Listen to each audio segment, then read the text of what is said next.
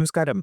കേരളക്കരയെ ഇന്ന് ഞെട്ടിച്ചുകൊണ്ടാണ് രാവിലെ ഒരു ദാരുണമായ വാർത്ത തിരുവനന്തപുരം ബാലരാമപുരത്തു നിന്നും പുറത്തു വന്നത്. 2 വയസ്സുകാരി ദേവേന്ദുവിനെ കിണറ്റിൽ മരിച്ച നിലയിൽ കണ്ടെത്തുകയായിരുന്നു. 2 വയസ്സുകാരിയുടെ മരണം കൊലപാതകമാണ് എന്ന സംശയം ആദ്യം തന്നെ ഉയർന്നു. പോലീസ് സ്ഥലത്തെത്തി വിശദമായ അന്വേഷണം ആരംഭിച്ചു. കുട്ടിയുടെ രക്ഷിതാക്കളെ അടക്കം ചോദ്യം ചെയ്യുന്ന സാഹചര്യമെത്തി. അവസാനം സത്യം പുറത്തേക്ക് വന്നിരിക്കുന്നു. ദേവേന്ദുവിനെ കിണറ്റിലെറിഞ്ഞ് കൊലപ്പെടുത്തിയ അമ്മാവൻ ഹരികുമാറിനെ പോലീസ് ഇപ്പോൾ അറസ്റ്റ് ചെയ്തിരിക്കുകയാണ്.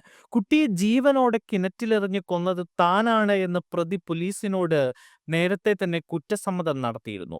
പോസ്റ്റ്മോർട്ടം റിപ്പോർട്ടിൽ ദേവേന്ദുവിനെ ജീവനോടെയാണ് കിണറ്റിലെറിഞ്ഞത് എന്ന് തെളിയുകയും ചെയ്തിരിക്കുന്നു. കുഞ്ഞിൻ്റേത് മുങ്ങിമരണമാണ് എന്ന പോസ്റ്റ്മോർട്ടം റിപ്പോർട്ട് പ്രതിയുടെ മൊഴി ശരിവെക്കുന്നതാണ്. ദേവേന്ദുവിന്റെ അമ്മ ശ്രീധുവിന്റെ പങ്കിനെക്കുറിച്ചും പോലീസ് അന്വേഷണം തുടരുന്നുണ്ട്. എന്നാൽ കൊലപാതകത്തിൽ ശ്രീധുവിന് എതിരെയുള്ള തെളിവ് ഇതുവരെ ലഭിച്ചിട്ടില്ല എന്നാണ് പോലീസ് പറയുന്നത്. ഇവരുടെ ചോദ്യം ചെയ്യൽ തുടരും. അതേസമയം കുട്ടിയുടെ മുത്തശ്ശി ശ്രീകലയെയും അച്ഛൻ ശ്രീജിത്തിനെയും പോലീസ് വിട്ടയച്ചു. രണ്ടുപേരും നിരപരാധികളാണ് എന്ന് കണ്ടെത്തിയതിനെ തുടർന്നാണ് വിട്ടയച്ചത്. ദേവേന്ദുവിന്റെ പോസ്റ്റ്മോർട്ടത്തിൽ ശ്വാസകോശത്തിൽ വെള്ളം കയറിയ നിലയിലാണ് എന്ന് കണ്ടെത്തിയിരുന്നു. കുഞ്ഞിന്റെ ശരീരത്തിൽ മറ്റ് മുറിവുകളില്ല എന്നും പ്രാഥമിക പോസ്റ്റ്മോർട്ടം റിപ്പോർട്ടിൽ പറയുന്നു. അതേസമയം ദേവേന്ദുവിന്റെ സംസ്കാര ചടങ്ങുകൾ പൂർത്തിയായി. മുത്തശ്ശിയും അച്ഛനും സ്റ്റേഷനിൽ നിന്നും തിരിച്ചെത്തിയതിനു ശേഷമായിരുന്നു സംസ്കാര ചടങ്ങുകൾ നടത്തിയത്. ബാലരാമപുരം സ്വദേശികളായ ശ്രീധുവിന്റെയും ശ്രീജിത്തിന്റെയും 2 വയസ്സുകാരിയായ മകൾ ദേവേന്ദുവാണ് അതിദാരുണമായി കൊല്ലപ്പെട്ടത്.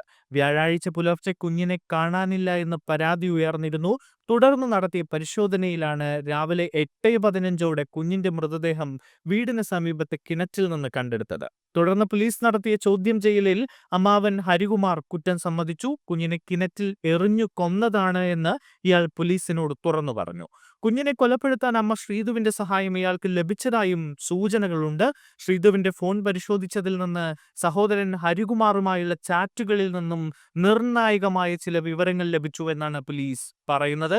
എന്തായാലും ഇതുമായി ബന്ധപ്പെട്ട് കൂടുതൽ വിവരങ്ങൾ ഇനിയും പുറത്തു വരാനിരിക്കുകയാണ്.